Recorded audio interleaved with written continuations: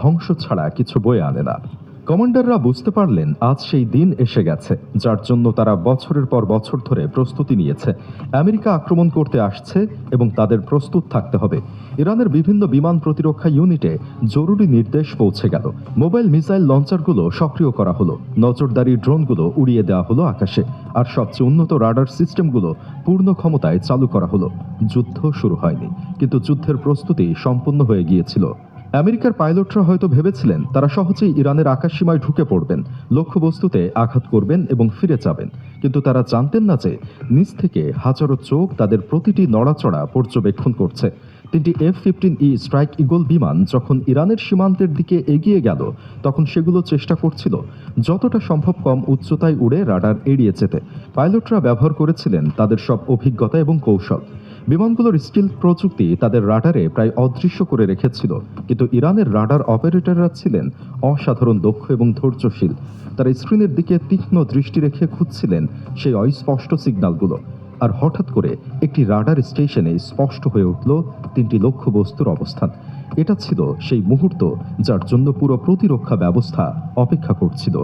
Command centre থেকে তৎক্ষণাৎ নির্দেশ গেল মিসাইল ইউনিটগুলোতে, প্রস্তুত থাকো, লক্ষ্যবস্তু শনাক্ত করা হয়েছে।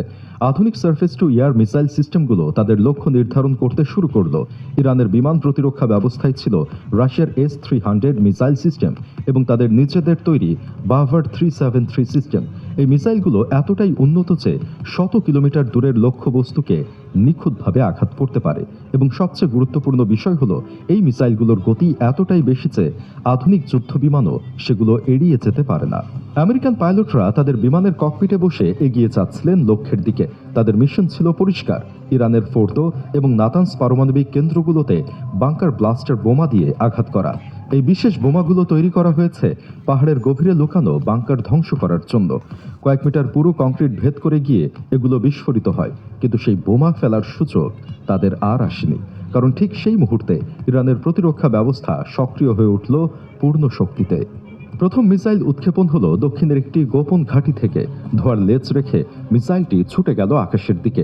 মুহূর্তের মধ্যে এটি অদৃশ্য হয়ে গেল মেঘের আড়ালে, কিন্তু তার লক্ষ্য ছিল নির্ধারিত: সবচেয়ে কাছের আমেরিকান যুদ্ধ বিমান। অভিজ্ঞ পাইলট বুঝতে পারলেন তার দিকে মিসাইল আসছে। বিমানের সতর্কতা ব্যবস্থা চিৎকার করে উঠল। তিনি তৎক্ষণাৎ চালু করলেন সব ধরনের প্রতিরক্ষা ব্যবস্থা। ফ্লেয়ার ছুড়লেন মিসাইলকে বিভ্রান্ত করতে, তীব্র গতিতে বিমান ঘুরিয়ে দিলেন, উচ্চতা বাড়ালেন। তার অভিজ্ঞতা এবং দক্ষতা প্রথম মিসাইলটিকে এড়িয়ে যেতে সাহায্য করল। কিন্তু ইরান একটি মিসাইল দিয়েই ক্ষান্ত হলো না। তারা জানত একটি লক্ষ্যবস্তুতে একাধিক মিসাইল ছুটতে হয়। পরপর 3টি মিসাইল উৎক্ষেপণ করা হলো 3টি ভিন্ন ঘাঁটি